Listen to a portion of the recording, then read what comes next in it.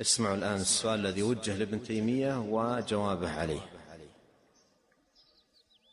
سئل شيخ الإسلام رضي الله عنه وأثابه الجنة: ما دواء من تحكم فيه الداء؟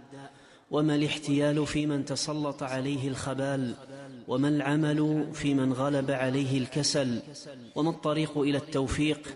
وما الحيلة في من سطت عليه الحيرة؟ إن قصد التوجه إلى الله منعه هواه، وإن رام الادكار غلب عليه الافتكار، وإن أراد يشتغل لم يطاوعه الفشل. غلب الهوى فتراه في أوقاته حيران صاحي، بل هو السكران. إن رام قربا للحبيب تفرقت أسبابه وتواصل الهجران. هجر الأقارب والمعارف عله يجد الغنى وعلى الغناء يعان. ما ازداد إلا حيرة وتوانيا، أكذا بهم من يستجير يهان. فأجاب رضي الله عنه. هذا الآن السؤال، الجواب يعني مختصر لكن كما ذكرت وافي ونافع جدا. نعم.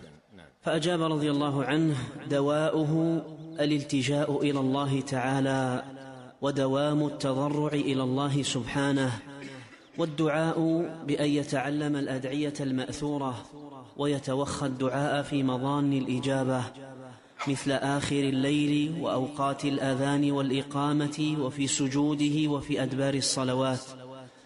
ويضم إلى ذلك الاستغفار، فإنه من استغفر الله ثم تاب إليه متعه متاعا حسنا إلى أجل مسمى.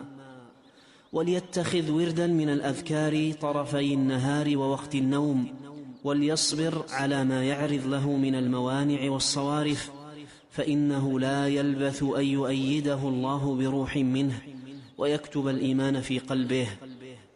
وليحرص على إكمال الفرائض من الصلوات الخمس بباطنه وظاهره، فإنها عمود الدين.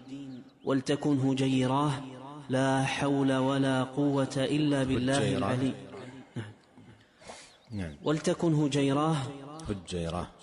ولتكن هجيراه لا حول ولا قوة إلا بالله العلي العظيم. يعني يكثر منها، مثل ما في الحديث: أكثروا من لا حول ولا قوة إلا بالله، فإنه بها يحمل الأثقال ويكابد الأهوال وينال رفيع الأحوال. ولا يسأم من الدعاء والطلب، فإن العبد يستجاب له ما لم يعجل، فيقول: قد دعوت فلم يستجب لي. وليعلم أن النصر مع الصبر، وأن الفرج مع الكرب، وأن مع العسر يسرا. ولم ينل أحد شيئا من جسيم الخير نبي فمن دونه إلا بالصبر، والحمد لله رب العالمين. هذا الجواب جواب عظيم جدا، وهو مع وجازته واختصاره فيه وفاء وفي شفاء وفي كفاية. وأنصح بأن ينشر على نطاق واسع جدا ينفع الله سبحانه وتعالى به عباد الله، وخاصة المبتلين الذين هذا سؤالهم وهذه حيرتهم وهذه آلامهم وهذه رغبتهم في الفكاك من الذنوب والخلاص منها. نسأل الله عز وجل أن يوفقنا أجمعين لكل خير، وأن يجعلنا